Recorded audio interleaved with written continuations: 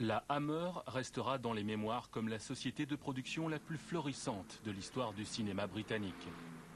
Dans ses bureaux de Wardour Street, siège de l'industrie cinématographique londonienne, et dans son studio situé près du château de Windsor, sur les rives de la Tamise, ont été produits et réalisés des films qui ont fait le tour du monde. La Hammer orchestra de grands films d'aventure, tels que L'attaque de San Cristobal, de sombres films de guerre, comme Section d'assaut sur le Sitang, ainsi que des intrigues policières, des films à suspense, des comédies, des documentaires et des films dramatiques. Néanmoins, pour le grand public, le nom de Hammer évoque surtout des films d'horreur et de science-fiction. À l'instar des comédies du studio britannique Ealing, des dessins animés de Walt Disney et des westerns de la compagnie République, les films d'épouvante de la Hammer possédaient un style inimitable. Servis par des scénarios bien ficelés et des effets visuels novateurs, la compagnie Hammer se forgea une réputation dans l'industrie cinématographique mondiale en exploitant les thèmes les plus primaires qui soient: la sexualité et la violence, la chair et le sang.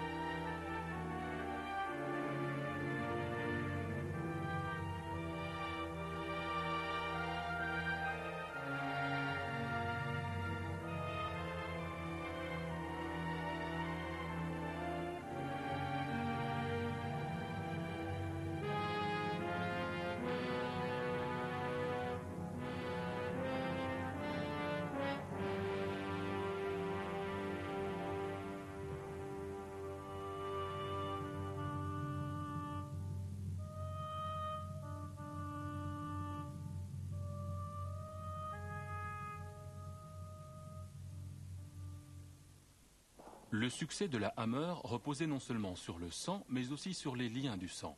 Les membres de la direction avaient entre eux des liens de parenté. Une ambiance familiale régnait également sur les plateaux, entre les acteurs, les réalisateurs, les techniciens et les cuisiniers. Home Video a remis à l'honneur les productions de la Hammer, qui sont aujourd'hui considérées comme de grands classiques. Les bandes originales et les livres d'époque consacrés à cette période cinématographique sont devenus des objets de collection très prisés. Les affiches de ces longs métrages, jadis offertes aux salles de cinéma, se vendent aujourd'hui à prix d'or. Un album regroupant des musiques de films de la Hammer, édité par Silver Screen Records, a pulvérisé des records de vente dès sa sortie au Royaume-Uni, aux États-Unis et en Europe. Pourquoi ces films inspirent-ils un tel engouement teinté de nostalgie? Et pourquoi le rayonnement international de cette compagnie a-t-il faibli au bout de 20 ans comme un vampire dès les premières lueurs du jour? Le renouveau du style gothique qui caractérisait les productions Hammer était à la fois révolutionnaire et traditionnel. Ce subtil mélange d'érotisme et de surnaturel était apparu dans la littérature anglaise dès le XVIIIe siècle. Mary Shelley, créatrice de Frankenstein, et Bram Stoker, auteur de Dracula, s'inscrivaient dans cette tradition. Des adaptations théâtrales de romans tels que Dr. Jekyll et Mr. Hyde de Stevenson firent frémir les spectateurs de part et d'autre de l'Atlantique. Les romans de gare à sensations, regorgeant de détails terrifiants, exploitaient eux aussi le filon du surnaturel. Quelques-uns des premiers films muets furent également placés sous le signe de l'épouvante. On se souvient notamment de Nosferatu, la première version de Dracula.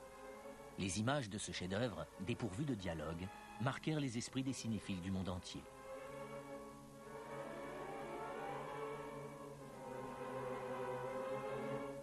L'avènement du parlant révolutionna l'industrie cinématographique mondiale. À l'instar de la Tour de Babel, les films résonnaient désormais d'une myriade de voix discordantes. La violence visuelle était taboue. Les cow-boys des westerns avaient parfois le corps criblé de balles, mais on ne les voyait jamais saigner. Les grands studios hollywoodiens régnaient sur le marché mondial. Leurs films mettaient à l'honneur de grandes stars qui emportaient l'adhésion du public.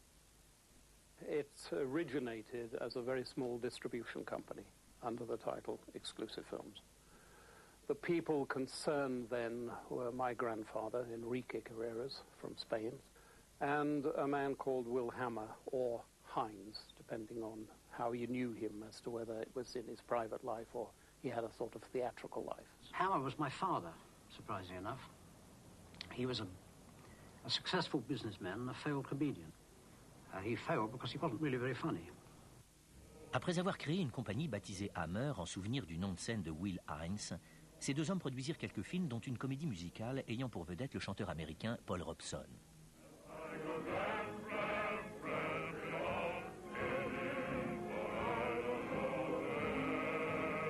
Le hasard voulut que l'une de ses toutes premières productions donna un rôle à Bela Lugosi, star du film hollywoodien Dracula.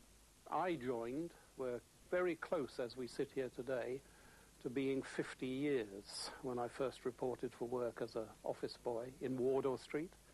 During the period, may I tell you, when doodlebugs were dropping on London at that time. So it was an exciting start. Well, then I had to go off and do national service. By the time I came back, my father had joined the company. Jimmy Carreras was the most wonderful salesman I have ever met. Full of charm, knew exactly what he wanted, but charmed you out of it if it was not what you wanted. And he took this small company and increased it in its size and put on a sales force. And Exclusive did actually become quite a small entity within the British film industry at the time of the quota quickies. Afin de protéger la production cinématographique nationale, le Parlement britannique institua un système de quotas qui profita au colonel James Carreras. But you see, Jimmy Carreras and Mike Carreras never got on. There was a great schism between them. My father was a businessman, a salesman. He wasn't a filmmaker. I mean, there was no collision, but there was no meeting of the minds either.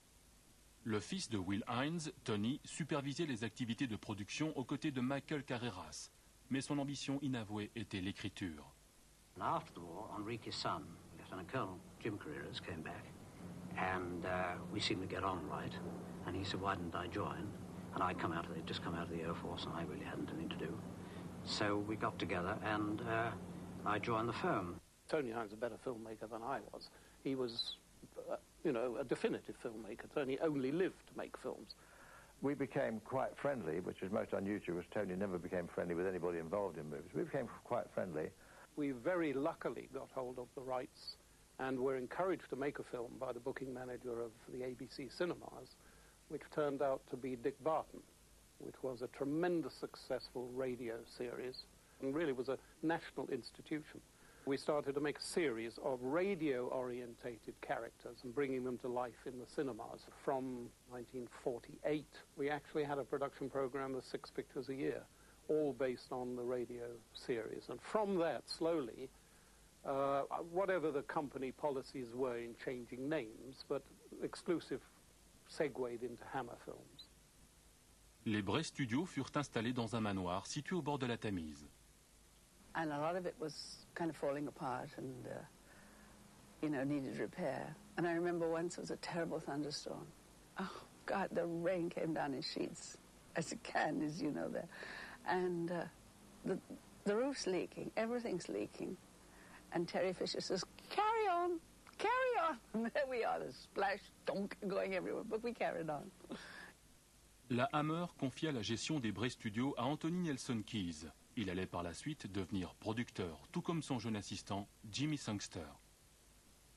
I would work for Hammer ever since I came out of the forces, which was when I was about 20. And I worked with them constantly.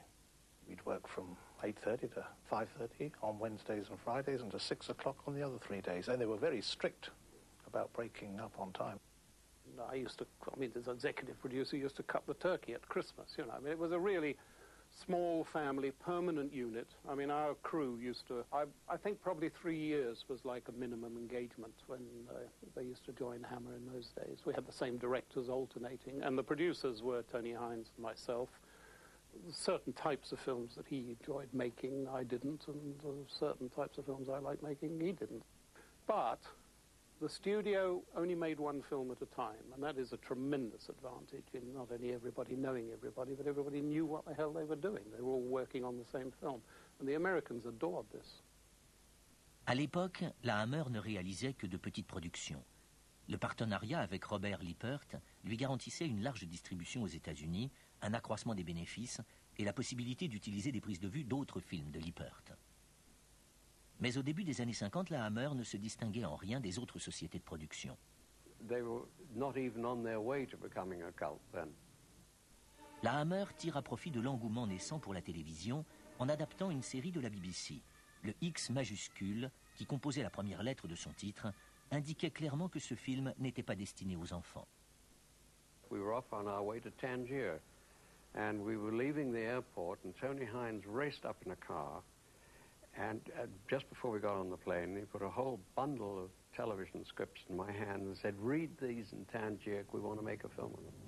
I said to Tony Hines, I would like to do this as a documentary, and I'd like to shoot at Cinema Verite, handheld cameras, all that. And he said, okay, do it. Ce film, intitulé The Creeping Unknown ou The Quatermass Experiment, sorti sur les écrans français sous le titre Le Monstre. 3 men went into outer space. Only one of them came back. Came back a strange, distorted creature, haunted and possessed by something beyond human understanding. Lippert imposa à la production l'acteur américain Brian Donlevy pour interpréter le rôle du héros, le professeur Bernard Quatermass. Unlock his mind for me, Briscoe, and find it. I know you can do it. It isn't just a I know the strain and tension you've been under, but to stop now when we're so close. These were stories with a very dynamic hero who was a no-nonsense kind of scientist who let nothing stand in his way and was actually kind of ruthless in his way, which was a really interesting protagonist for a picture. Usually the protagonists in pictures, these people were the villains in American pictures. You've destroyed him like you've destroyed everything else you've touched. There's no room for personal feelings in science, Judith.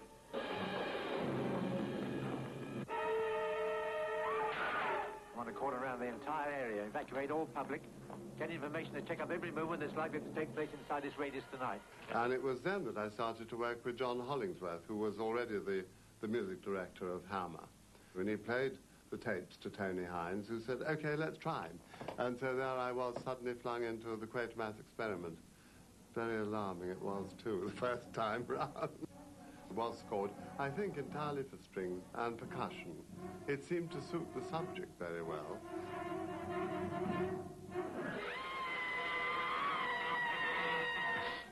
The special effects fellow that we had, Les Bowie, who did miracles for nothing. Always complaining, always saying, how can I do this? It's impossible. Always came up with it. And that monster was, in fact, a piece of tripe.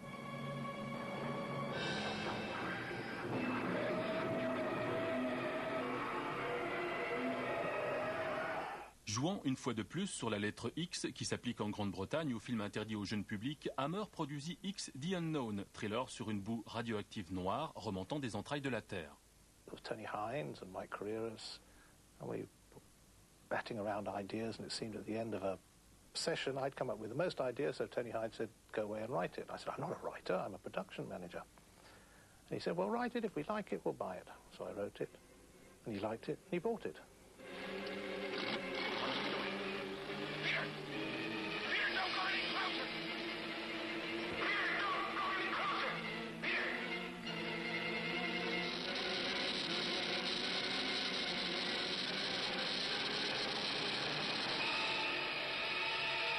And posters were the great sale. They used to go over with most elaborate artwork posters. But I remember him once telling an executive that we wanted to do a picture about the Yeti, and the man became most interested in what the Yeti would look like, and Jimmy said to him, we don't know, we haven't caught one yet. Tandis que les décorateurs transformaient le manoir des Bray Studios en un temple tibétain, l'équipe de tournage partit filmer quelques scènes d'action dans les Pyrénées françaises. We had what was laughingly called a crash course in skiing. We had 2 days of it, that's all, bottom before all went up and hung on by our teeth. Au fil des années, Forrest Tucker renforça ses liens avec la Hammer. They know it was me. Steve, wait. Ed, I can hear you. You've got to body. I can hear his voice. It's in your own mind. It's just happened to me, too. A great guy, and a great guy with props. He works out overnight every single prop and thing that he can use, never tells anybody, and it comes out during the scene. So he became known as Props Pete. We dare you to see the abominable snowman of the Himalayas. What we tried desperately to do is we all said we must never, ever see that Yeti. You can see pieces of him, bits, an arm, of an eye, of thing, and let people build their own vision of him. Nigel Kneale adapta la suite de la série de la BBC sous le titre Quatermass 2 ou La Marque. Le futur réalisateur, Brian Forbes, y jouait l'une des victimes d'une invasion d'extraterrestres. Seul le professeur Quatermass soupçonnait que la nourriture synthétique préparée dans une usine secrète n'était pas destinée à la consommation humaine. Nigel Kneale reprochait à Don Levy d'être trop bourru, trop brutal, trop américain. Vincent Broadhead is dead. Dead? I watched him die a few hours ago in that plant. His whole body covered with some kind of corrosive poisoning, eaten away. Mais naturellement, le réalisateur défendit son acteur principal. Now, with that sort of a thing, a down-to-earth, prosaic, honest-to-God man like Brian Dodd Levy was an enormous help. That pipe has been blocked with human pulp. No, it's not. Filthy murder. What's in those dogs, mister? Yes, what is it? Tell us. Inside those domes are creatures from outside this earth. Are you mad? I've seen them. Thousands of tiny creatures that can join together and expand into things 100 feet high. La Hammer mit plus de 10 ans à monter Quatermass and the Pit, ou Les Monstres de l'espace, diffusé à la télévision en 1958. Finalement, Andrew Kerr reprit le rôle de Quatermass sous la direction de Roy Ward Baker. Well, I read it and I thought it was absolutely marvellous.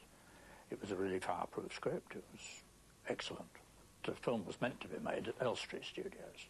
And they suddenly said, sorry, we have no space. But just up the road was the old Metro-Goldwyn-Mayer studio. And they were only too delighted because their studio was empty. So we had the whole place to ourselves. So it was very lucky, and an enormous back lot, which we built the exterior of the underground station. En creusant, des savants découvrent un vaisseau spatial d'origine inconnue et les restes en décomposition d'insectes géants. Quatermass en déduit que les extraterrestres ont réussi par leur technologie à pénétrer l'esprit des êtres humains et à les programmer pour qu'ils débarrassent la société de tous les éléments séditieux. Despite the fact that I didn't get on with Roy and I was a bit tricky with other people, but we gelled as a unit, you know, as a group of actors. I wanted to kill you. Why? Because you are different. I thought that some of the scenes were uneven. It's Barbara. She's the one. My duty now is to quieten public alarm. And you keep your damn paws out of things. It's still a remarkable picture. It was an idea movie, and that was really unusual. Le film sortit la même année que 2001 l'Odyssée de l'espace, et il s'inscrivit parfaitement dans la lignée des productions fantastiques orchestrées par la Hammer.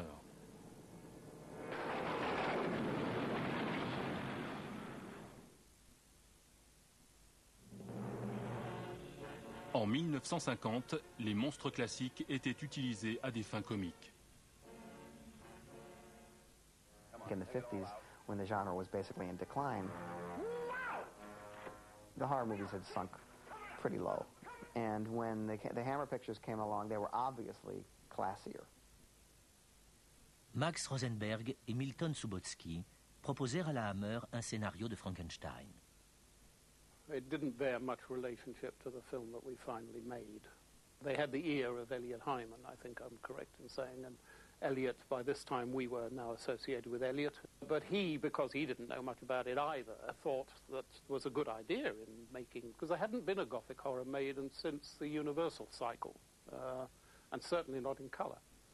And so he really sent the script over. Tony looked at it and said, no, we can't do this. It just wasn't good enough. And I'm given a script, which I didn't really like. It's rather boring, and it's a sort of rehash of the old. But anyway, we were going to do it. Ce film devait être tourné en noir et blanc, à moindre frais, avec Boris Karloff dans le rôle du baron. Mais les producteurs de la Hammer apprirent qu'il serait poursuivi en justice s'il reprenait des éléments des versions précédentes de Frankenstein. So we had to make a film that was entirely different from the first one, but then it became fun. Ils mirent au point une version en couleur totalement différente. Jack Asher se vit confier la réalisation des prises de vue et Jimmy Sangster remania entièrement le scénario. I'm not sure. I don't think so. I don't think I read it. I just seen all the old Frankenstein movies. The only problem with Universal was they had a copyright on the monster. We couldn't use the idea of the Boris Karloff type monster with the bolts through his neck. We couldn't do that. That was the only problem. I mean, Frankenstein was public domain. That's why we came up with a different one, different design. Terence Fisher avait réalisé des épisodes de Robin des Bois pour la télévision, ainsi qu'un film à suspense intitulé Solon Gâte de fer, qui avait été salué par Hitchcock lui-même. Ah, it was lovely. He was such fun. He always knew exactly what he wanted, and that's why the films were made fast, and the way they were. Quiet, didn't have a lot to say. Knew what he was doing. He was an old-time pro. Peter Cushing eut la chance que l'émission de la BBC dans laquelle il jouait s'interrompe momentanément. Il put reprendre le rôle interprété par Colin Clive dans le film original de 1931. We've discovered the source of life itself, and we've used it to restore a creature that was dead. We never make our films with tongue-in-cheek. Having played so many of the period doctors, I always go to my doctor to ask, how do you take a brain now to do anything? But I think that you must do it all correctly. I can't prove you murdered, but I can stop you using his brain. Why? He has no further use for it? Don't be afraid. Be careful! You damage it! Pour achever le film, la Hammer dut vendre un long métrage à la Warner.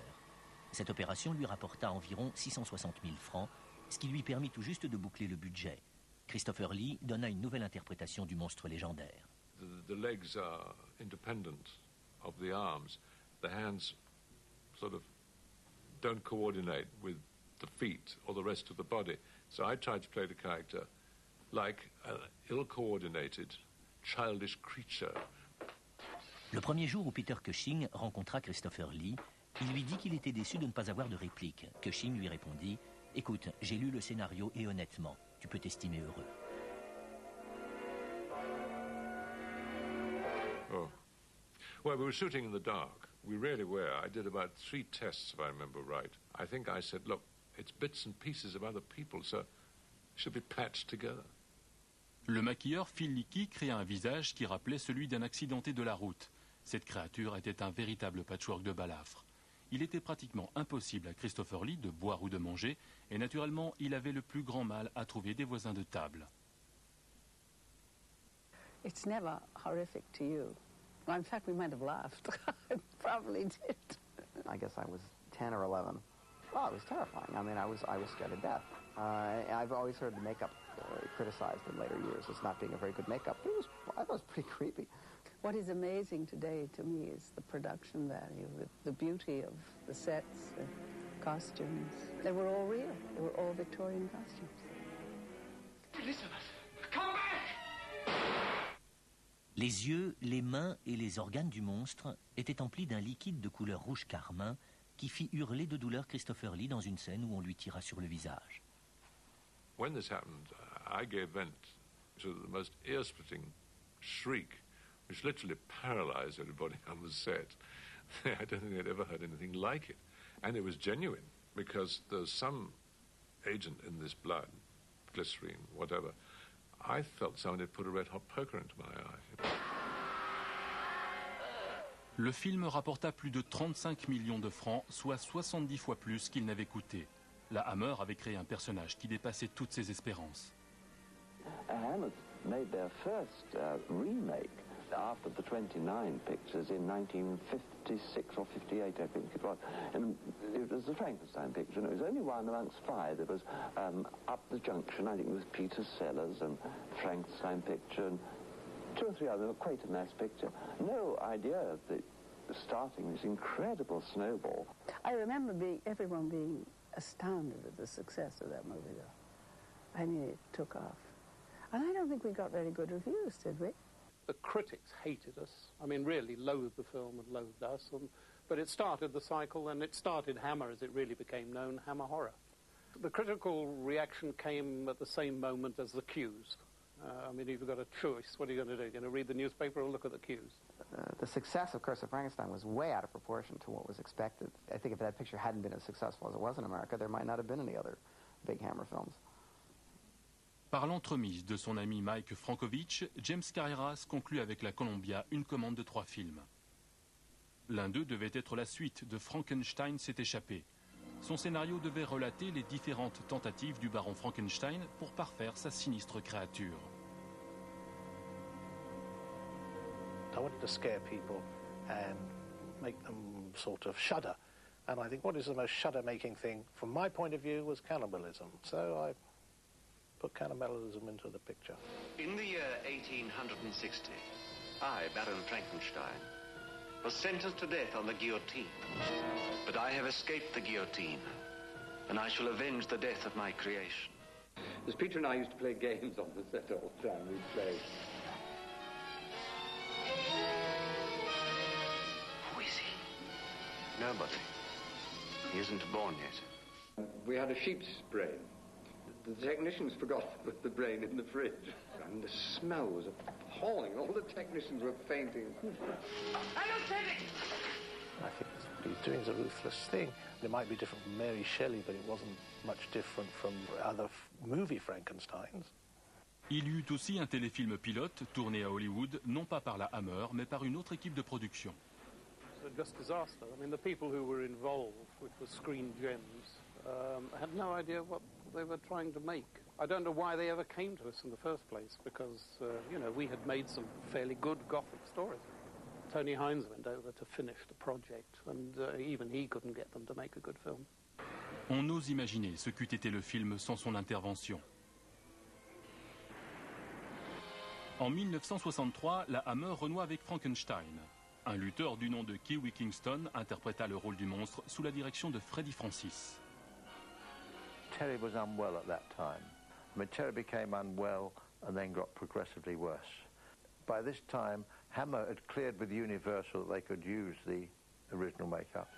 And I thought it needed somebody much more physical than dear old Chris. And our man was physical, but I would have, you know, if we did it again, I would have somebody who could act a little better. And obviously, I usually think of the most effective way visually. Having been a DP, and still am, I always think visually first.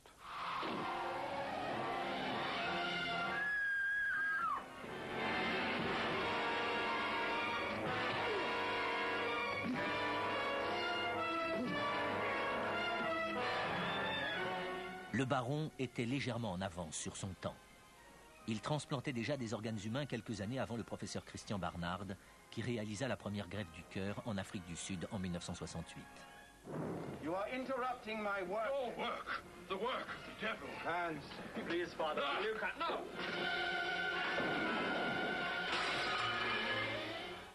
Terence Fisher fit son retour en 1967. The Terence Fisher pictures tend to be shot on long masters, I noticed. So one of the fascinations in those pictures is just to sort of watch him try to do something with essentially an empty frame. Fisher engagea des acteurs débutants comme la playmate Suzanne Denberg et peaufina les scènes d'action. Le film s'intitula Frankenstein créa la femme.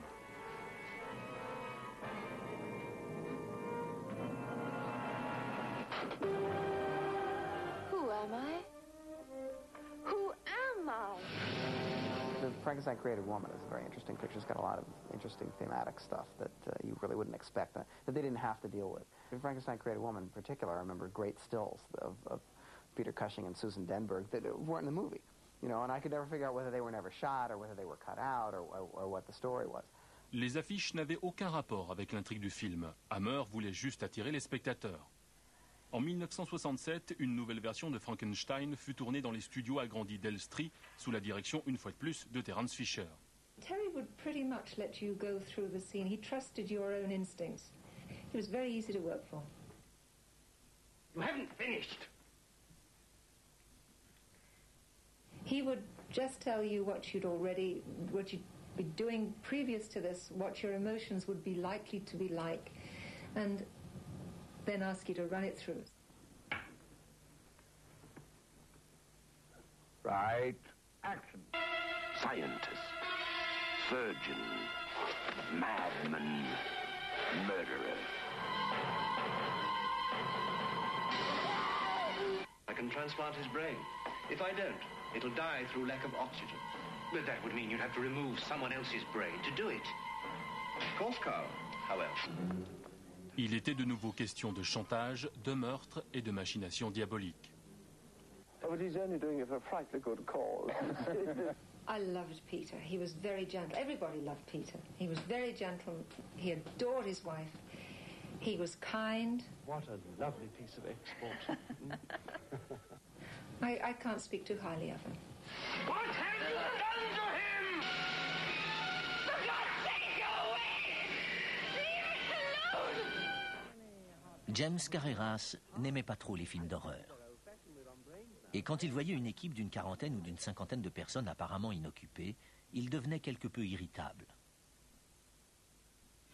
La Hammer choisit un baron plus jeune en la personne du regretté Ralph Bates. Veronica Carlson reprit le rôle interprété par Hazel Court. Le film fut écrit, produit et réalisé par Jimmy Sangster. We had a great sense of humor. At lunchtime, we went into the restaurant, laughed ourselves silly about everything, calmed down, and then Jimmy said, "Now be serious." I had the most fun ever directing that movie, which is not a good position to be in, writer, producer, and the director, because there's nobody to tell you you're making a mistake. It's almost like the same saga that the Universal Pictures had, where they kept adding more monsters and trying to, make the pictures seem more exciting than they had been previously. And then by the time they'd done the parodies, it was over. It's the same thing that's happened to the Western. David Prowse, qui mesurait près de 2 mètres, interpréta un monstre chauve qui portait des couches. David sembla plus impressionnant quelques années plus tard, dans La Guerre des Étoiles, où il était vêtu de cuir noir. Comme d'habitude, le scénario du film suivant s'inspira d'une affiche qui fut finalement modifiée. Ayant perdu l'usage de ses mains grièvement brûlées, le baron engage un jeune chirurgien pour l'aider à perpétrer sa dernière abomination. Ce fut la dernière apparition du baron sur grand écran. Pour les besoins du film, Peter Cushing fut affublé d'une perruque. Il avait l'impression de ressembler à Helen Hayes. I knew you couldn't give up your work completely. And you haven't. If I succeeded this time, then every sacrifice will have been worthwhile. Simple employé au sein de la Hammer, Roy Skeggs fut promu au rang de producteur. Tony Hines signa le scénario sous le nom de John Elder. Le compositeur Jimmy Bernard et le réalisateur Terence Fisher reprirent leur collaboration pour ce qui allait être leur dernier film ensemble. David Prowse interpréta le monstre dans un costume en latex recouvert de poils. Le monstre ne fut pas une grande réussite, mais le baron ne se départit pas de sa cordialité et de son amabilité habituelle. If everything could be reborn, unblemished. If a new version of his true self could be created, In the normal way, by mating. But who with? Sarah. Ces films furent les premiers à répandre sur les écrans des flots d'hémoglobine en Technicolor. Sans eux, des films comme La Horde Sauvage, Taxi Driver ou même MASH n'auraient jamais vu le jour. To Baron Frankenstein, creator of man. La Hammer insuffla une seconde vie au personnage mythique né sous la plume de Mary Shelley. En retour, Frankenstein créa la Hammer. They will never be rid of me.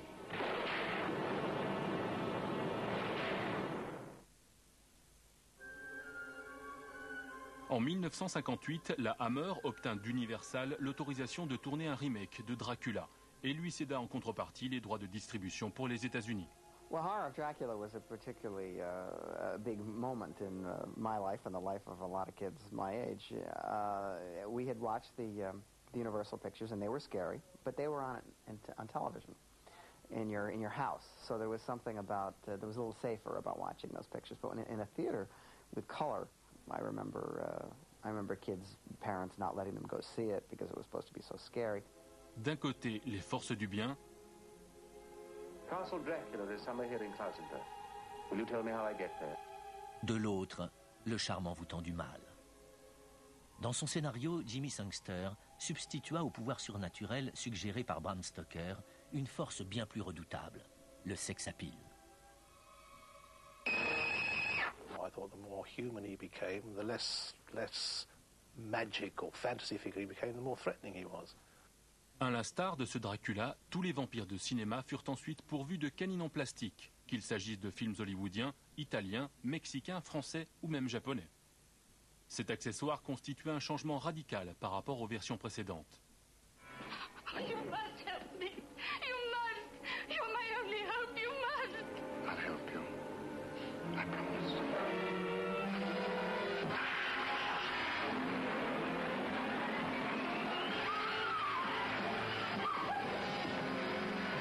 I decided to play him as a malevolent hero.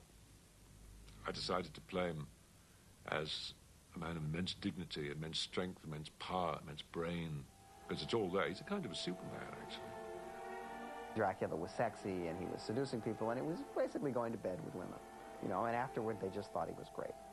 Particularly as my dear friend Christopher Lee plays the character of Dracula, the women are very much attracted to him. I mean, that first picture, you had the lady opening her French windows, lying back and waiting for her lover to come. Well, that was definitely in the screenplay, and I think Terry Fisher, the director, certainly emphasized it. It wasn't a new ingredient. I mean, it's definitely been there. If you look at Nosferatu, and I mean, even in the strangest forms of these films, there's a strong sexual element. But in the color, again, the blood became a little more gory, the sex became a little more cleavage, and the whole thing grew up a little. It was quite original, I think, making him a very presentable, quite sexually attractive, not to me, but quite sexually attractive actor, instead of this rather florid, puffy-faced gentleman, the one associated with. Ce thème musical, composé de 3 notes, soulignait le pouvoir maléfique du comte Dracula. Taking the title of the movie, is that what you mean? And thinking of a tune that fits it, and the obvious one is Dracula. I had this date with this guy that I was trying to impress, all of 16, and I'm looking, going, You loved. It's only a shell, possessed and corrupted by the evil of Dracula. and I'm grabbing him and I'm doing all of this, and all of a sudden this scene comes in where they put the stake in and and I faint. Are you all right? Are you all right? And I'm going, oh God, oh God. The end of Horror of Dracula was one of the few times that I can remember when I was a kid, people screaming in the theater. Because it was so horrible and so scary. En termes de recettes, Le Cauchemar de Dracula devança Sueur froide d'Hitchcock, qui sortit la même année. Mais les critiques éreintèrent le film, jugé très nettement inférieur à la version de 1931. Le travail du directeur de la photographie, Jack Asher, fut néanmoins salué, et Terence Fisher confirma ses talents de réalisateur. Lors de la première à New York, le public découvrit la qualité de cette production cinématographique. James Carreras, Tony Hines, Peter Cushing and I, the 4 of us went to the office of the president of Universal Films. And he then said, gentlemen, this film of yours will lift Universal out of bankruptcy. Now, I've made a point of asking Peter Cushing and Tony Hines and Jimmy Carreras over the years, did he really say that, or did I imagine it? He said it. Interesting. En 1960, le film Les Maîtresses de Dracula mit en scène un baron à la sexualité ambiguë. Il s'abreuvait indifféremment du sang des hommes et des femmes et buvait même celui de sa propre mère. Le film offrit des rôles forts à Martita Hunt et Freda Jackson. La réalisation fut de nouveau signée Terence Fisher. Le docteur Van Helsing y poursuivit sa croisade contre le culte du vampirisme.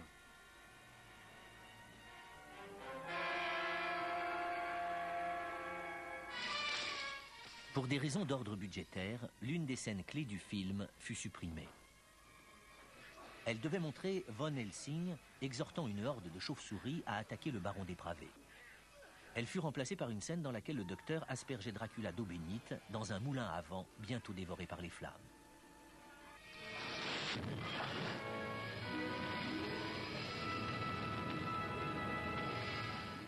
Huit ans après la version de 1958, le comte Dracula refit une apparition remarquée. Le rituel choisi pour faire renaître le comte des cendres du film précédent fut censuré par la commission britannique. La Hammer dut donc apporter une légère modification au scénario original. Au lieu de couper la tête de sa victime, le disciple de Dracula lui trancha la gorge, ce qui fut jugé d'un goût moins douteux.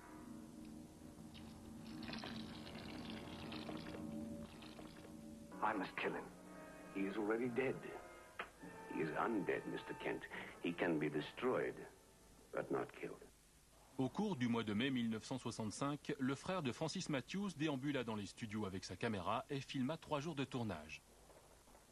Les angles choisis pour tourner ces séquences ne rendent pas compte de la hauteur du château, qui n'avait en réalité qu'un étage. De grandes scènes furent filmées dans ces décors, et notamment le dénouement final.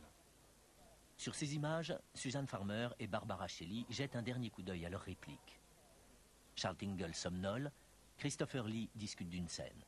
Et Francis Matthews mesurant pas la distance jusqu'au pont-levis du château. The heroes are always boring in those films. They have to be because the excitement comes from the character roles and the villain. Since you're not going to do anything, it's better you don't say anything either. I wish you could run it again and hear me saying, I must kill him, just after this terrible thing has happened.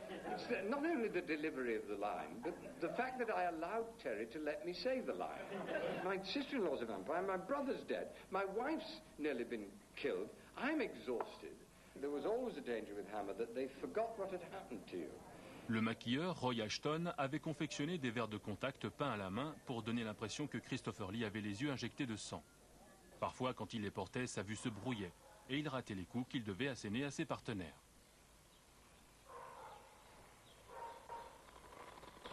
Chris is ready. Fisher lui disait « Montre-moi ce que tu vas faire et je te dirai si ça va ».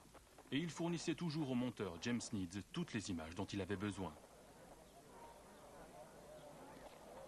Le premier assistant, Burt Batt, supervise la création de la douve gelée réalisée à l'aide d'une couche de plâtre couverte d'une solution saline. Dès que Terence crie moteur, Christopher Lee avance majestueusement à grandes enjambées pour faire onduler sa cape. Quelques heures plus tard, la dernière scène du film fut tournée.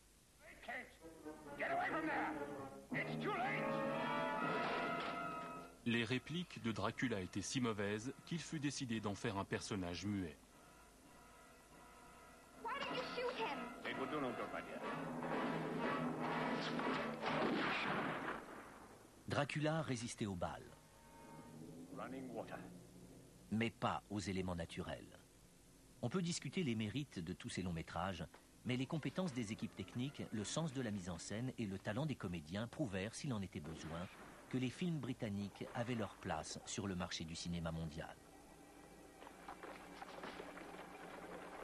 Sur les 19 films distribués par la Fox en 1966, seuls 6 furent rentables. 2 d'entre eux portaient le sceau de la Hammer, Dracula, Prince des Ténèbres et Rasputin. Par la suite, la Hammer put s'offrir les services de cascadeur comme Eddie Powell pour les scènes les plus dangereuses. Mais sur ces images, Lee n'a pas de doublure. C'est bien lui qui s'enfonce dans une eau glaciale par amour du 7e art.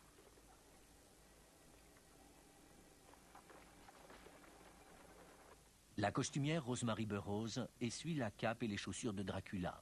Puis Christopher Lee enlève discrètement ses vêtements trempés avant d'avaler un martini.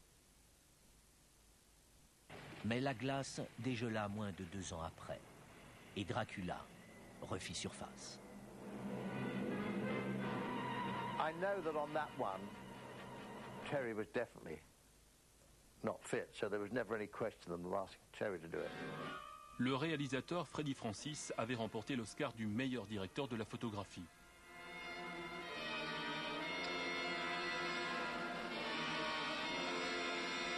Then later, when people like Freddie Francis, who was the DP, started to direct, the pictures would go in for a little bit more gimmicky visuals. Arthur Grant, he was a great fan of mine when I was a cameraman. And I let him use my filters from The Innocents for that, with the sort of graduating colours coming in from the side. Ces filtres orangés nimbaient les personnages d'une aura diabolique. There is a girl. Maria? Bring her to me. Irresistible to women, unstoppable by men. Christopher Lee, Veronica Carlson, Hammer's new star discovery, Dracula's most beautiful victim.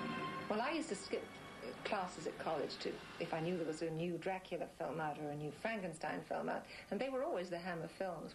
I don't think that I thought that I would ever be up there with them, but I yearned to be just that, and I pretended. They lost a lot of what I'd hoped to get in it. I wanted to accentuate the romantic interest between the boy and the girl, and which I did do in the shooting, but as I say, once we'd finished shooting, the film was put in the mincing machine and wound up. I went away for a week's holiday, and when I came back, they'd finished editing it. The film was probably due out in about another 2 weeks anyway.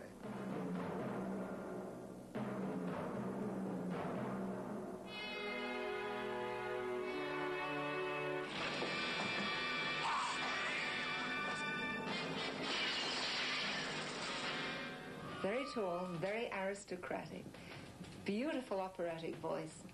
I think he is the epitome of Dracula. It was a dream come true. Le distributeur américain trouva un slogan publicitaire idiot mais efficace. Nom de nom, quel suçon. The big difference that those pictures had at the time from American pictures was they were not just gorier, because the gore, if you look back at them, was actually kind of tame, although at the time it was a little bit more than people were used to, but it's mainly the sex. The parade of buxom British starlets, close-ups, alleged close-ups on medallions that are really, you know, huge buxom shots. These myths have a certain built-in Freudian fascination that never really goes away.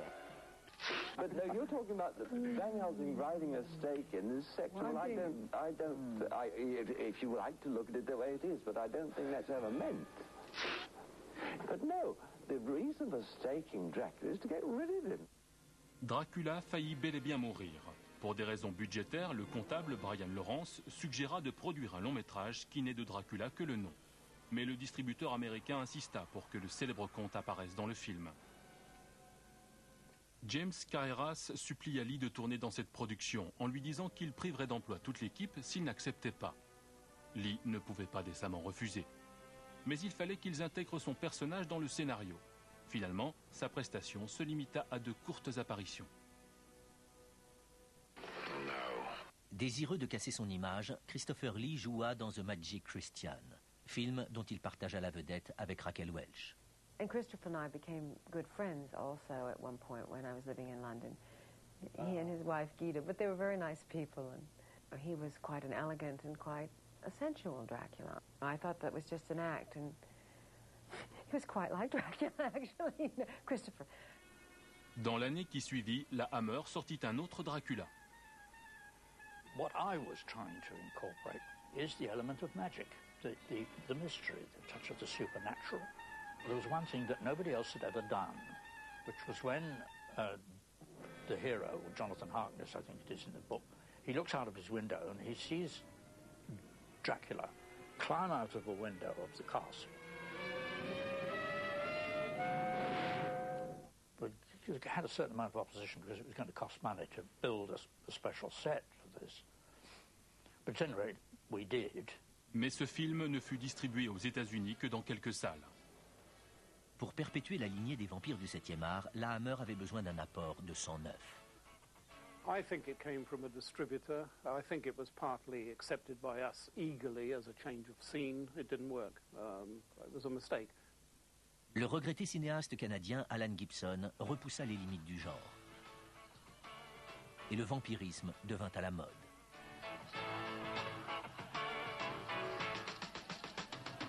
That was the first time, I think, in my short career at that time that I realized that I actually did want to act. This was really it, because I believed in what I was doing. Something new, yet as old as time. Come on, Johnny. A date with the devil. I was Dracula's disciple. I was 22 and enjoyed it enormously. He was absolutely the part, you know. You couldn't imagine anyone being better than him or being more impressive than him. I summoned you! It was my will. Just his presence alone helped you, you know what I mean? Ce film fut marqué par le retour de Peter Cushing, qui interpréta le descendant du docteur Van Helsing. He was delightful. He was very tough and very, very fit for a man of his age. And I would do a lot of the stunt with him, you know, and grappling and so on. And he was in very good shape. And he did a lot of his own stunts. I mean, falling off hay wagons and things like that. Extraordinary man.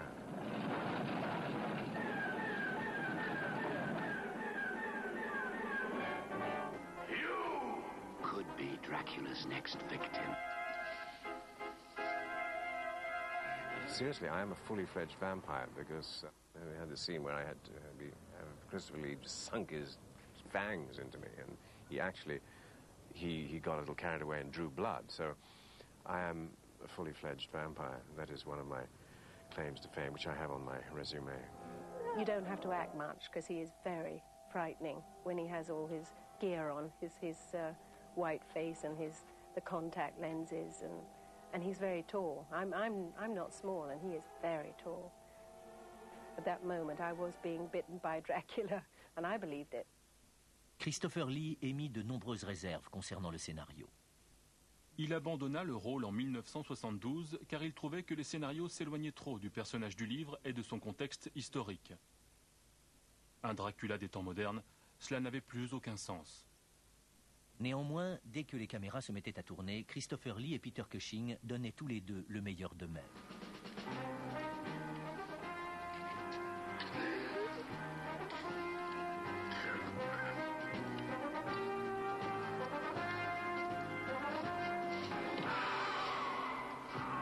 Le dernier Dracula qu'interpréta Christopher Lee voulait exterminer la race humaine à l'aide d'un virus mortel pour se priver de victimes humaines. Il était animé de pulsions de mort. Van Helsing, I call upon you to witness my supreme trial. You are living and yet you are dead, the undead. You cannot die. You must want to.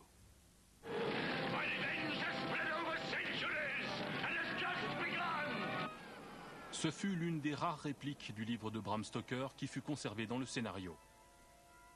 Ce long-métrage fut finalement achevé des années plus tard aux États-Unis sous le titre Dracula 73. Count Dracula and his vampire bride. D'autres bons acteurs ont depuis revêtu la célèbre cape noire. Frank Langella, Jack Palance, Louis Jourdan, George Hamilton et Gary Oldman. Mais le Dracula de la Hammer restera sans doute gravé à jamais dans la mémoire des spectateurs. I am Dracula, and I welcome you to my house.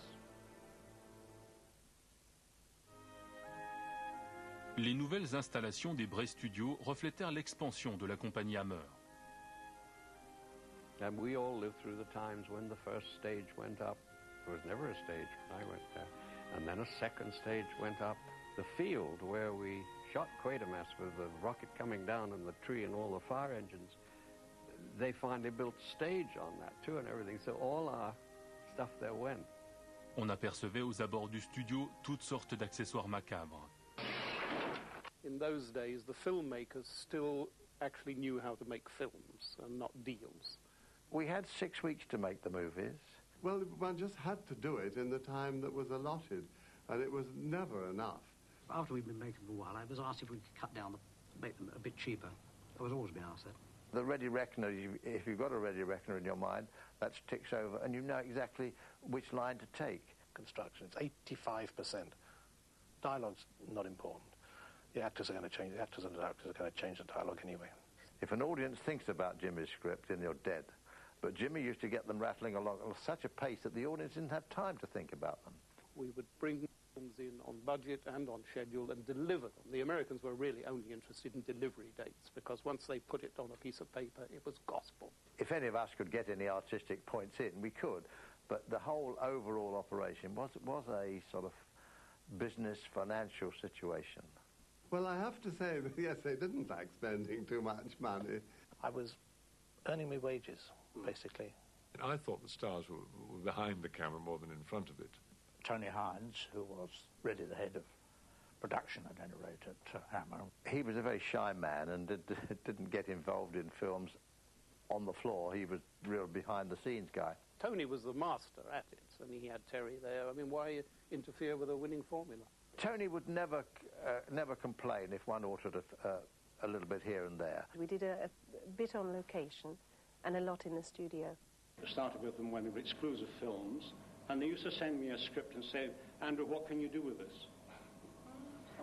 It was like being in rep. We were all a wonderful team, really. I was ready, and they buried me up to my neck, and it was getting on for lunchtime. So they said, right, we'll come and shoot the scene after lunch. So there I was, left. The art direction, of course, was absolutely superb. Bernard Robinson, an art director for certainly all the original horror films.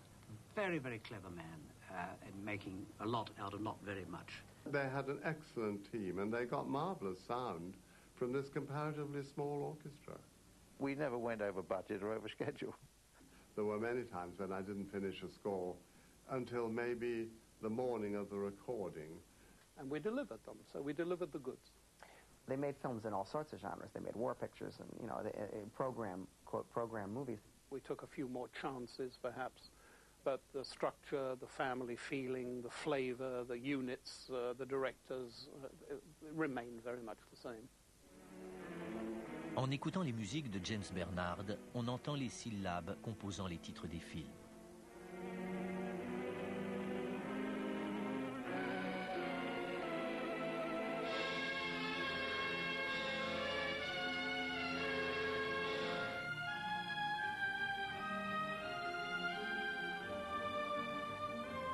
Technically, the pictures were very good. Jack Asher's camera work and James Bernard's scores were exceptional. They seemed to be doomed to do the same thing. It just had to keep repeating themselves over and over. Bernie Robinson, brilliant. An awful lot of what we got away with, and I can actually say got away with, was due to Bernie.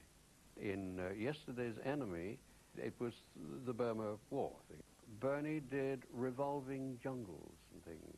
Lord Louis Mountbatten, who was president of the Burma Star Association, sat next to me at the premiere. And during the picture, he said, I know that place. Now, where did you shoot that? I know that place. I hadn't the heart to say on stage 3 at Shepperton. And then they had a set there, which was a Ruritanian village, which was a standby set they kept the whole time. I have to keep repairing it. Après quelques aménagements, ce décor fut transformé en une impasse malfamée de Paris, en un quartier du Londres victorien et en dock de Hong Kong.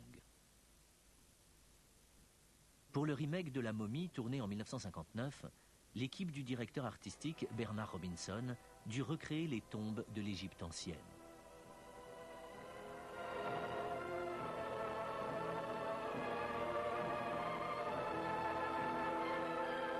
It was a very good movie. It looked absolutely wonderful. It looked like a multi-million-dollar film. You know, the real stars of Hammer, in my opinion, were people like Bernard Robinson, the art director. Les choix de la pré-production laissaient Peter Cushing souvent perplexe. L'affiche de ce film montrait la momie en rase campagne, le corps transpercé par un faisceau lumineux qui rappelait celui des phares des voitures.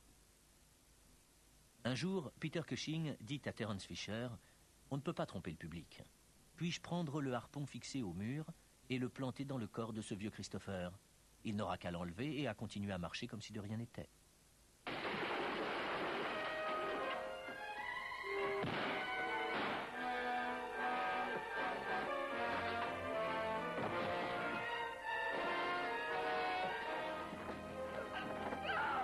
But it did enable me, with movement and with the eyes and the thought in the eyes, to create a character.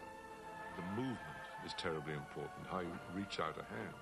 How you reach out a hand, is it to take somebody, or is it, you know, because you're desperately seeking help? Tony didn't think the Mummy was serious enough. I mean, by this time he's now steeped in the true Gothics, and it's quite true, the Mummy is a little bit more colourful and a little bit more adventurous. I liked doing it. In fact, the only horror films I ever personally made were the 2 Mummies, or if not 3, I can't remember. I enjoyed directing, of course, yes. I mean, I don't know anybody who wouldn't enjoy directing.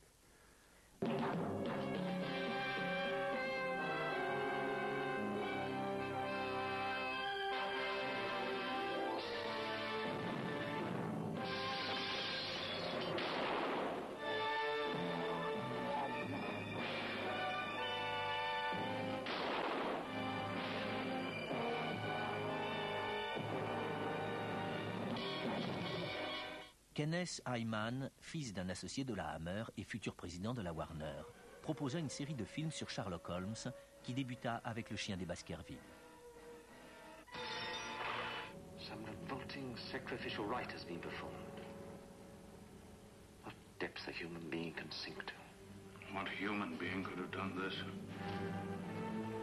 That is precisely what I intend to find out. But how can you be so certain that somebody took one of the bishop's spiders and deliberately placed it in Sir Henry's room? That it wasn't in the luggage he brought from South Africa? Elementary, my dear Watson. There are no tarantulas in South Africa. What do you want me to do? Identify anything I may find. Strange things are to be found on the moor. Like this, for instance. In fact, after doing The Curse of Frankenstein, the next part I played was the romantic lead, Sir Henry Baskerville, in The Hunt of the Baskervilles. Why? You thought it was going to be easy, didn't you? Didn't you? You won't be the first of your family who thought that. And you won't be the first to die because of it. Malheureusement, Sherlock Holmes n'inspira pas une longue série de films, à la différence de Dracula et Frankenstein. For heaven's sake, which way? Le dramaturge Wolf Mankiewicz fut payé 2 fois plus que les autres scénaristes de la Hammer pour écrire cette version freudienne de Dr. Jekyll. Let me alone, Jekyll. Let me alone. Jekyll. I deserve nothing better than you. Desire drove her to deception. Jealousy drove him to madness. Will we ever know who we really are? Who are you, Kitty? Who are you? Where's Henry? Believe me, your husband is here. Mais le public n'apprécia guère le scénario et ne succomba pas au charme du séduisant Mr. Hyde. Le film, qui sortit sous plusieurs titres, fut un véritable fiasco.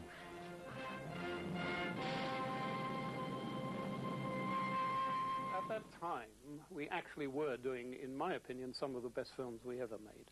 Tony found The Pony Cart, which I think was a play, and turned it into a very strong film, warning, never take sweets from a stranger. That's right. That was the only film I photographed for them, yes, which I thought was a very good film. I think that's the trouble if you have a sort of trademark like Hammer. You have to keep producing the same films. The critics never forgave us for being successful, there's no doubt about that.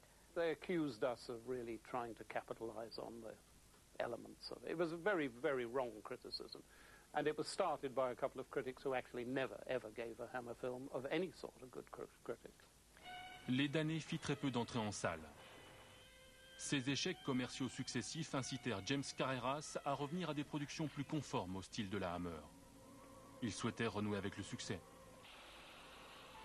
Michael Carreras fit aménager le parking des studios pour y tourner un film sur l'Inquisition espagnole, mais l'association de défense des valeurs catholiques menaça de le faire censurer.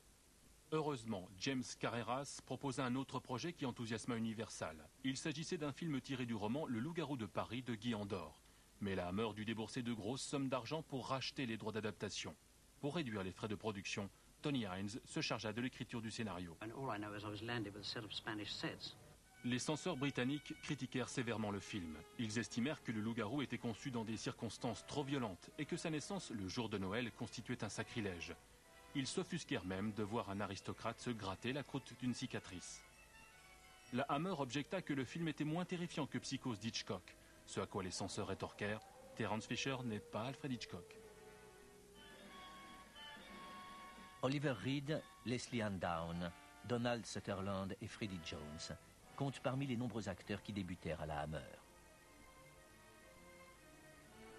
Les comédiens Michael Ripper, Richard Wadsworth, George Woodbridge et Miles Malleson jouaient dans presque tous les films de la compagnie. The quality of acting in those pictures was way above what you would usually get in that kind of film. But people realized that good actors could indeed find elements in these characters that really brought out some of the drama.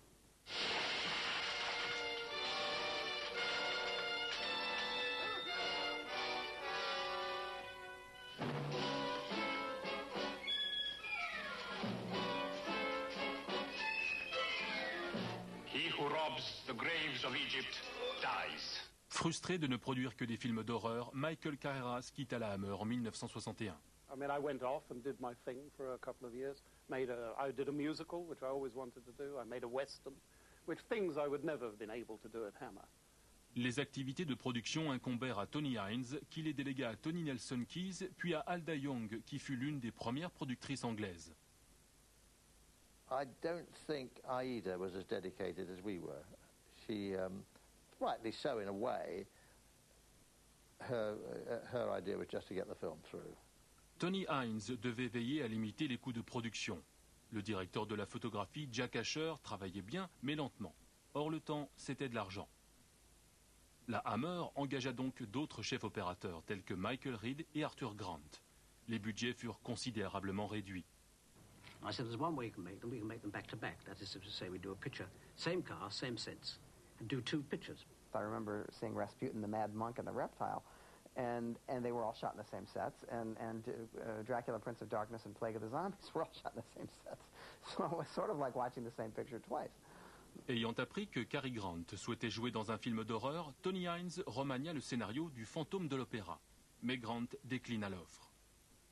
Il fut remplacé par Herbert Lom.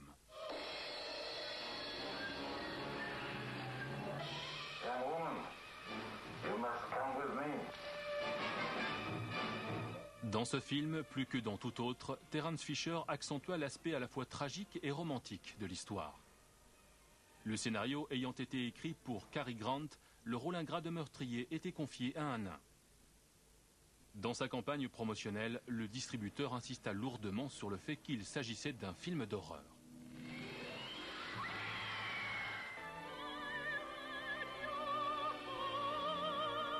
Mais les lecteurs du roman de Gaston Leroux savent qu'il s'agit avant tout d'une histoire d'amour tragique.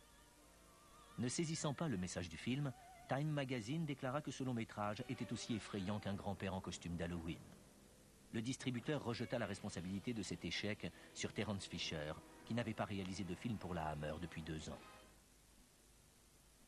Tony Hines produisit un autre film sur le vampirisme, intitulé « Le baiser du vampire », qui s'inscrivait dans la lignée des maîtresses de Dracula. Le réalisateur Don Sharp se révéla aussi doué que Terence Fisher pour l'érotisme gothique. Dans ce film, plus encore que dans la série des Dracula, le vampirisme était intimement lié à la luxure. Richard Matheson, auteur de L'homme qui rétrécit, adapta son roman intitulé « Je suis une légende ». Mais le scénario fut censuré en Angleterre. La Hammer le vendit à Robert Lippert, qui le tourna en Italie avec Vincent Price sous le titre « The Last Man on Earth ». Matheson adapta également un roman de Dennis Whitley. Ce film sortit sur les écrans français sous le titre « Les Vierges de Satan ».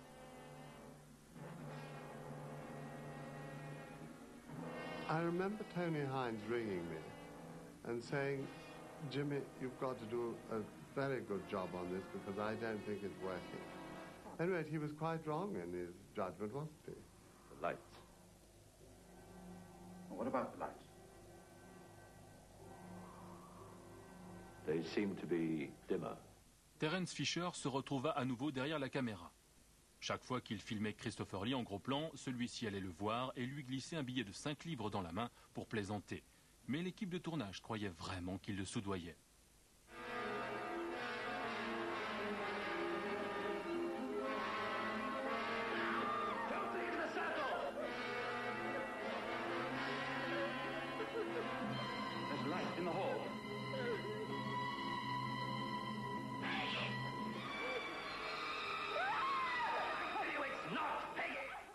En 1968, la Hammer se vit décerner une récompense prestigieuse, le Queen's Award for Industry, pour avoir rapporté pendant 3 années consécutives 25 millions de francs à la Grande-Bretagne. They weren't given the Queen's Award for Industry or whatever for nothing. I mean, they were really making a dent in the American market in a way that I don't think anybody has made since. Les créateurs de la série Chapeau Melon et Bottes de Cuir fournirent à la Hammer une idée de film née d'une plaisanterie au cours d'un dîner. Brian Clemens was sitting there, and Brian suddenly said, I know what happens. He mixes up the potion, he drinks it, and he turns into a woman. Well, we all fell about laughing. It's a very funny idea, but he wasn't laughing. He went home and he wrote the script. Ralph Bates décrocha le rôle de Dr. Jekyll, mais la Hammer eut quelques difficultés à trouver l'interprète de Sister Hyde. There was some talk about me playing Sister Hyde. I was going to say Dr. Jekyll. And a very fine actress went on to play. There was quite a bit of nudity, and I wasn't that keen on that. David Booth, I think was the name of the agent, said, "Oh, Martine, it's perfect. You've come at the absolute perfect time." And they said, "They've got the guy, and and it's Hammer." And I said, "Michael Carreras?" He said, "Yes." And I read the script, and I realized that they had some nudity, and I said, "Okay, fine, top, but not full nudity." I agreed to do that because I thought it was an important change. And in fact, I still think it's probably one of the best scenes in the film.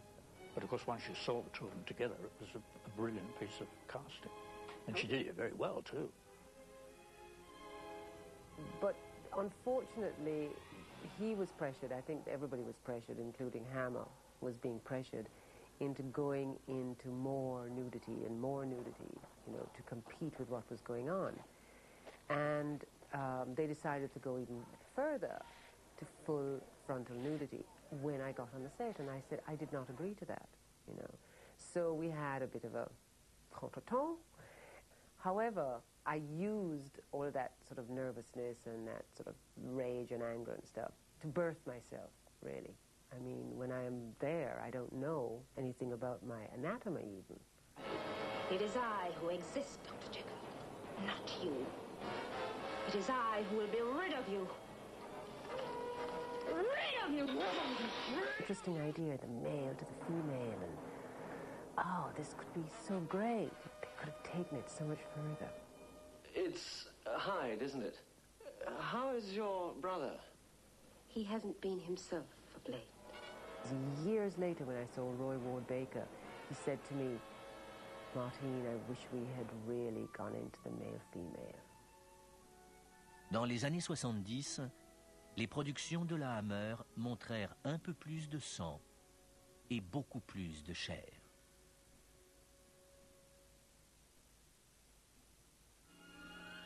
Les costumes victoriens offraient au regard des décolletés plongeants. Dès 1959, la Hammer montra une femme dénudée dans The Man Who Could Cheat Death. Which is a remake of The Man in Half Moon Street. Anton Diffring was one of the premier actors of the Berlin Theatre. I've been taking this fluid every 6 hours now. It's madness. It is what keeps me alive. It was very necessary. It was in very good taste. But England at that time would have no nudity. So there was a version which they paid me extra for Europe. And it was very beautifully done. Ce fut aussi une opération commerciale très réussie. I think Hammer films were exploitation films. I mean, exploitation films basically are films that are designed to exploit via advertising a particular sensational aspect. And if you ever look at the British ads for Hammer films, they are incredibly tasteless.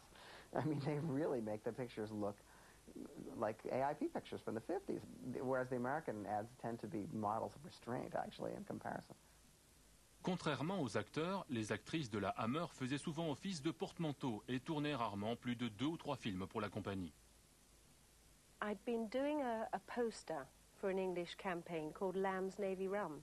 And apparently he used to see this big hoarding or this big poster every day. Supposedly he said, "Find that girl and bring her in." And then I was put under contract for a year, which is wonderful. But no duties, no official duties. I had a photograph on the front page of one of the tabloid papers in England one Sunday, and Jimmy Carreras saw it and said, "I'd like that girl from the next Hammer film. He would take care of you. He was a fatherly type figure, and he had everyone's respect." Des producteurs indépendants proposèrent à la Hammer une histoire de fantôme victorien, écrite par Sheridan Le Fagno. Harry Fine and Michael Style came to me and asked me to do it. But they were reading into it a great deal of lesbianism, which I don't think Sheridan Le Fagno had ever sort of dreamed of, and neither did I, incidentally. It was the old story that 100 vampire pictures have been made. What on earth can we do next with vampires? I know, we'll make them lesbians. Yeah, brilliant. It's very funny, actually, because I walked onto the set the first day of my shooting. The fangs kept falling out, and they kept falling into Kate O'Mara's cleavage, and the crew wanted to help retrieve them. And it's very easy to make lunatics or vicars or indeed lesbians or homosexuals of various kinds, to make them figures of fun. To me, that is fatal. I think that's, well, it's downright rude and vulgar, apart from anything else. Le film fut coproduit par American International Pictures, alter ego hollywoodien de la Hammer. And a certain amount of criticism while I was making it, that it wasn't going to be juicy enough, you know, and all that. La beauté et le charme d'Ingrid Pitt crevèrent l'écran et ne laissèrent pas de marbre son partenaire Freddie Mayne. We knew each other. We'd met in Salzburg and worked together. I thought, well, I won't forget that one.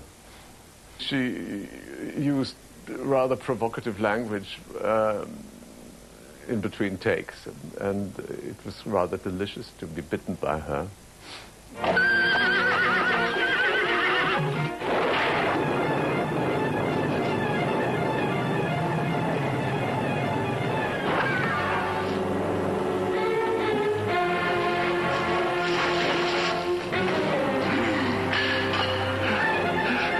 In The Vampire Lovers, for instance, somebody throws a dagger at Ingrid Pitt, and the dagger goes straight through her, and she just disappears.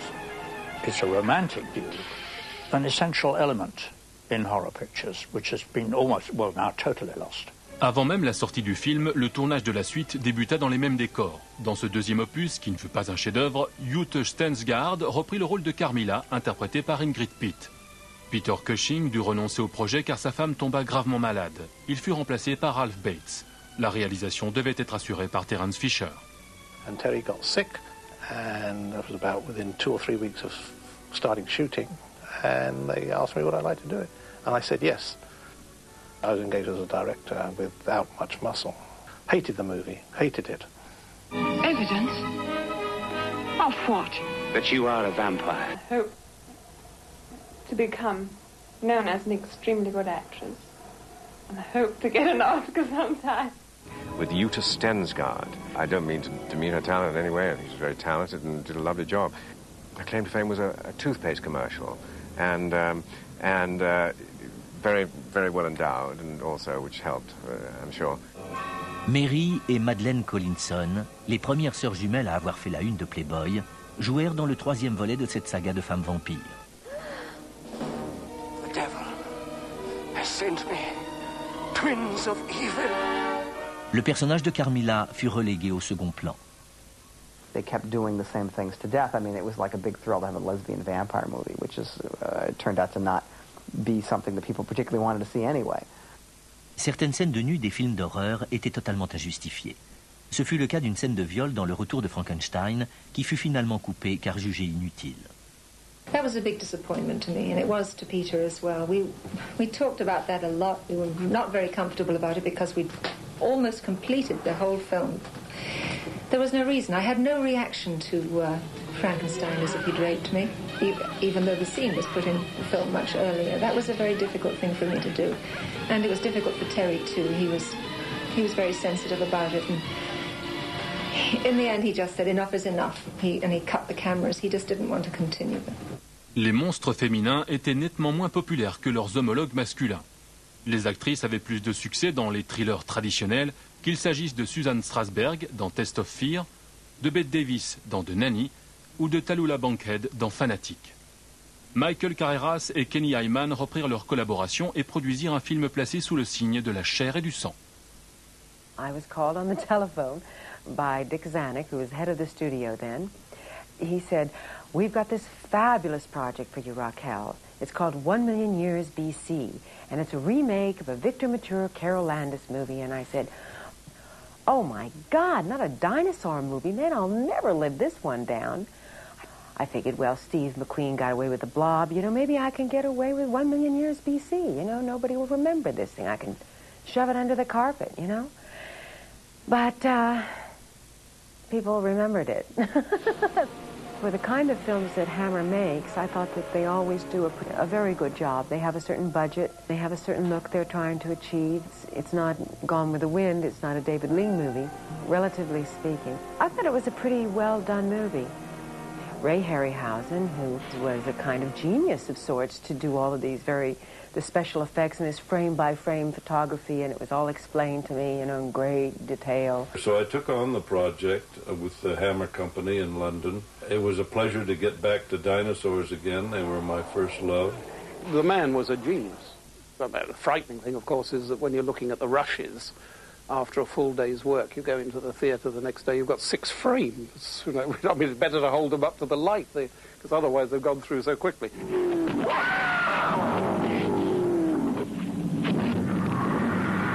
Carl Toms really made the most of this little doeskin number that I was supposed to wear. So this costume got smaller and smaller as the production went on, and I felt a little self-conscious with this very brief thing on all the time. Alternately, I would try to sort of strut my stuff to make the most of it, because I figured, obviously, this is why they'd cast me in this movie, not for my acting ability, because I have no lines. I think if cave women in the early days looked like Raquel Welch, why, we've regressed considerably today. When you were doing it, it just seemed so ridiculously silly. You felt like a fool, quite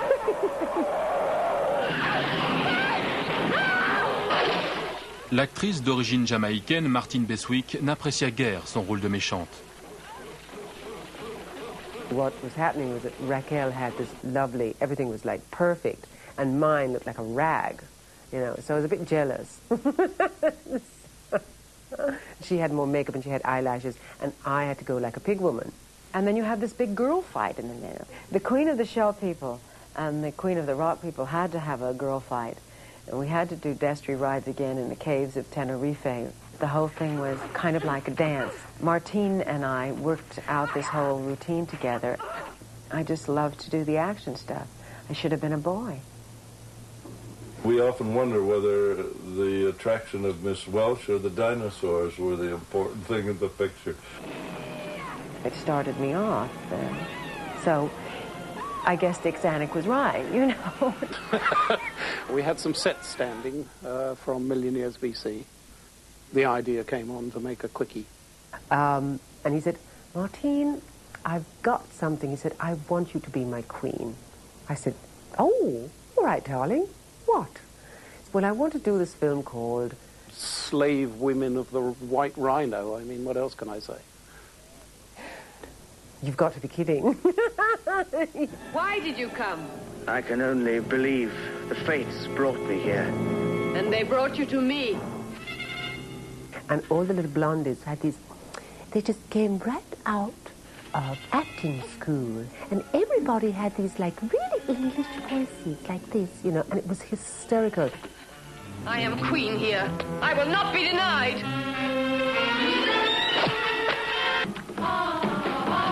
Bosco Holder, Geoffrey Holder's brother. And he did all the dance scenes. I sort of was let loose after he choreographed it. I thought, listen, this is my vehicle. I get to have eyelashes in this one, and I get to have my costume fit. I'm going to make this work. No matter what it is. We made a huge mistake on that film, because we really should have had those wonderful cartoon biff, bang, ouch.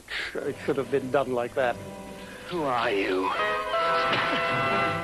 Val Guest réalisa ce troisième film préhistorique à la demande de James Carreras. Do me a picture with dinosaurs and a dinosaur with a girl in his mouth. They did this enormous great poster with sex and bikinis and this great thing. And Jimmy said, fine, okay. So he sent that to America and said, what about a picture? Here's the poster. And they set up the picture on the poster. Les dinosaures furent créés par l'Américain Jim Danforth à l'aide d'un budget très limité. He was a brilliant little guy because he used to work out all those monsters with little human traits to them, which I have never seen done before. Sur ces images, Sir James s'entretient avec la productrice Alda Young et le comptable Brian Lawrence, qui dirigea par la suite la compagnie aux côtés de Roy Skeggs. They've got a very good face. Isn't it exciting to find somebody new and launch them each time, like these girls? Somebody that looks like this, yes. I agree. She has to have a special kind of magnetism. I can't describe it, but I know it when I see it. And Victoria Vetri has it, I'm sure. That was a fait accompli, yes. That came over. She had been a centerfold in Playboy or something, and whoever was doing it, I don't know who the picture was done for over there. It was AIP or whoever it was. Warner. Was it Warner's? All right. So Warner said, well, give us some glamour that we know. Although there is a more final judge than me, and that's the audience when they see Victoria Vetri for the first time. Mais cette production ne remporta pas le succès escompté. Le distributeur n'assura pas correctement la promotion du film et le public ne succomba pas au charme de Victoria Vetri, à laquelle il préférait Raquel Welch. Danforth et Les Bowie obtinrent néanmoins une nomination aux Oscars pour leurs effets spéciaux, mais la récompense fut finalement décernée à la comédie musicale de Disney intitulée L'Apprentie sorcière. En raison de son budget très restreint, le film Creatures the World Forgot fut tourné sans dinosaures, sans costumes et sans presque aucun dialogue. La Hammer en était réduite à réaliser de pâles imitations de ses propres productions. Mais elle n'était pas la seule.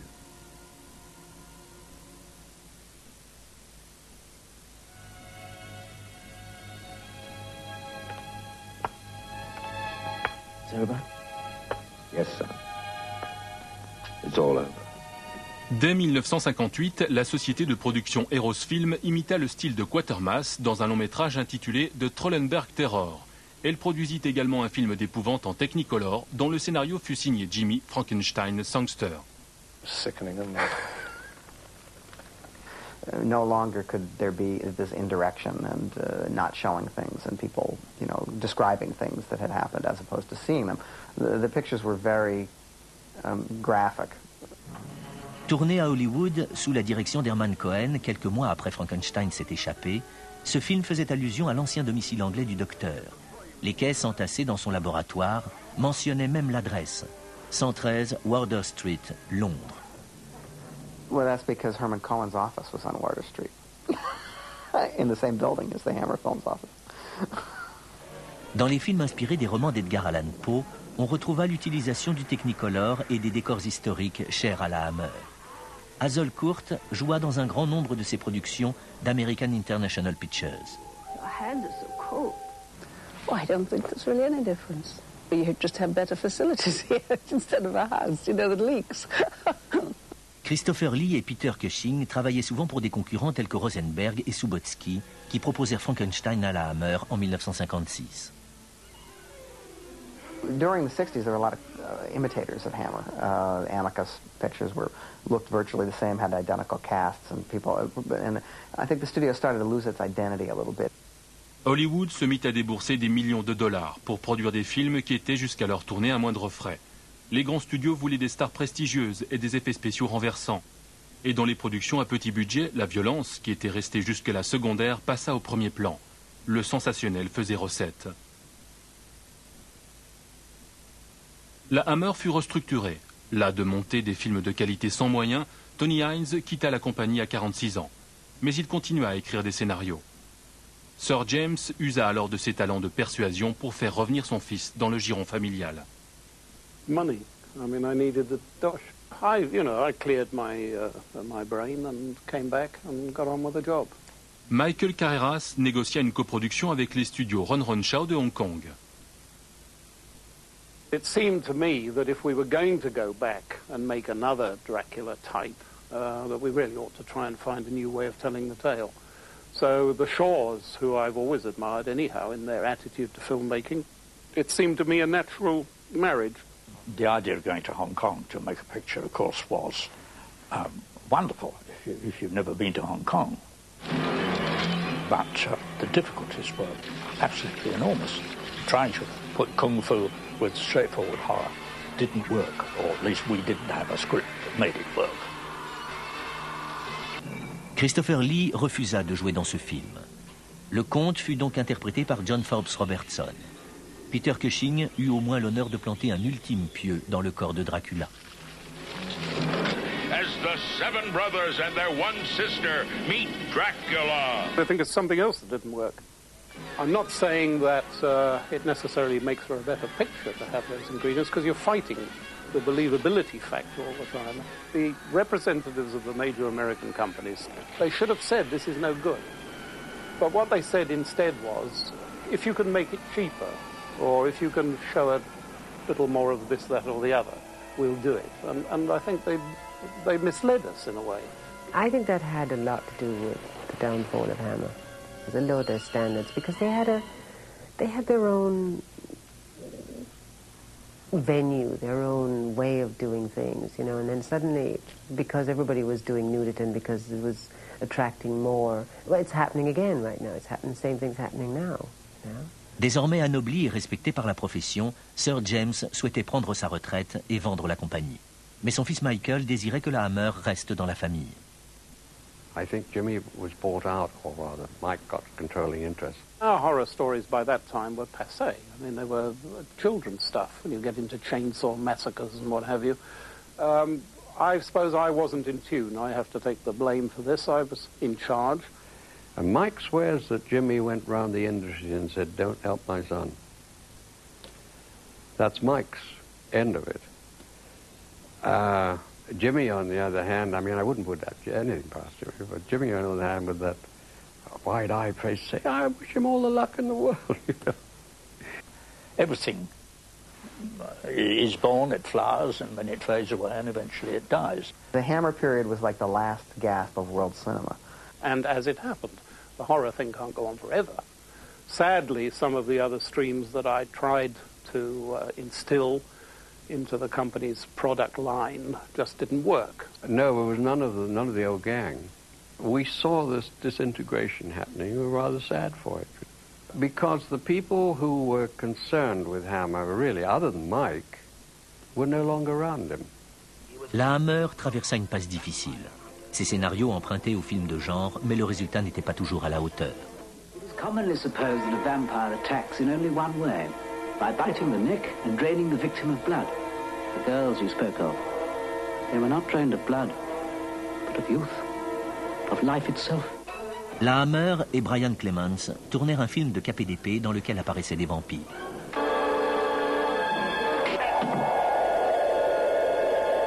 They wanted it to appear nude, so we kind of came to a compromise. Insofar as my hair was a lot longer in those days, and so that covered my upper chest. And I think I actually used some sort of gaffer tape or something to stick it down, so I felt quite secure in that sense. And then a pair of flesh colour knickers, briefs, and I was all right. I was all set, so it was like being on the beach, really. Her life will be yours.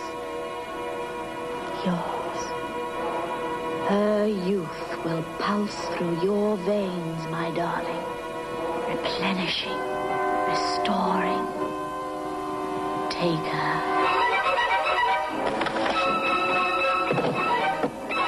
At your service, sir. To the death.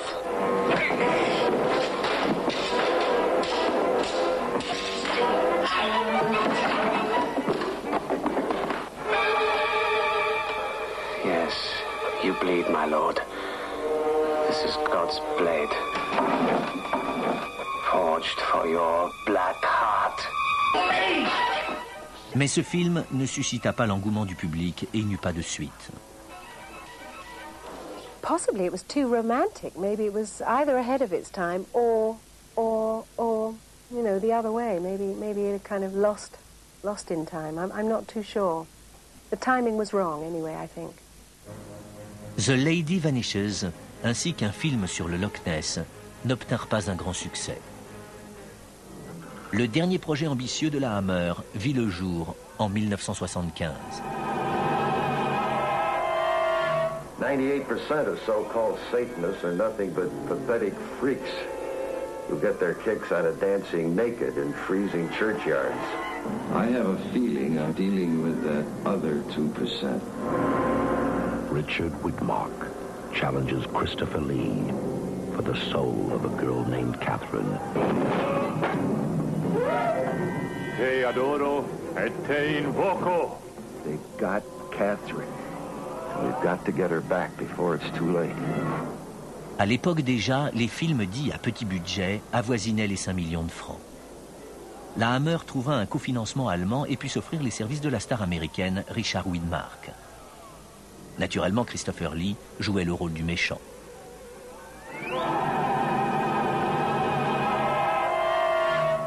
When this ceremony has been performed, I shall destroy you, John Burney.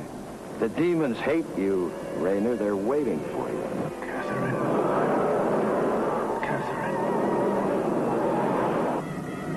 It's to me! Out!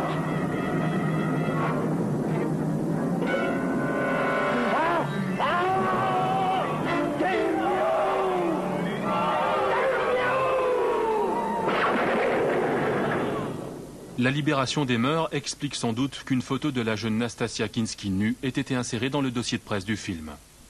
Michael Carreras quitta la Hammer en 1979. Après son départ, son successeur, Roy Skeggs, parvint à sortir du marasme en produisant 2 séries télévisées à suspense. I get asked time and time again in letters and interviews and things, when is Hammer going to return, or will Hammer return? It's a shame. I think someone should really pick up the torch and run with it. L'industrie du cinéma a radicalement changé depuis les années 50. Néanmoins, la Hammer continue d'inspirer un culte nostalgique à travers le monde. They've often said, we grew up with you. You were like part of the family. We'd go on a Saturday and see these horror films and scream and yell. So we've always considered you part of us, which is wonderful. Les publications destinées aux admirateurs de la Hammer, telles que la revue Little Shop of Horrors, éditée par Richard Clemenson, parlent des films comme s'il s'agissait de grands vins. La profession rend aujourd'hui hommage à la Hammer. La dernière scène du film Gremlins est directement inspirée du premier Dracula de la Hammer. Le réalisateur Joe Dante engagea d'ailleurs Christopher Lee dans Gremlins 2. He said, but you have to remember, Christopher, that I and all my peers and all my colleagues, and there's a great many of them, Martin Scorsese, Brian De Palma, John Landis, Steven Spielberg, Joe Dante, and many, many others that don't come to mind at the moment. He said, we were brought up on your films when we were teenagers and young men. We were brought up on your films. We liked them, we loved them. And I'm naturally very grateful for that. It means they don't forget. I'm not giving you bullshit. They were made by people who cared. While we were doing them, we were dedicated to them. I mean, as a matter, as it worked out, it couldn't be better. Those films will last forever. Brocardés et critiqués au moment de leur sortie, ces films font aujourd'hui l'objet d'un culte. Le monde a fini par reconnaître la valeur de ces productions que Christopher Lee et Peter Cushing ont toujours défendues. Les longs métrages de la Hammer étaient d'excellente qualité.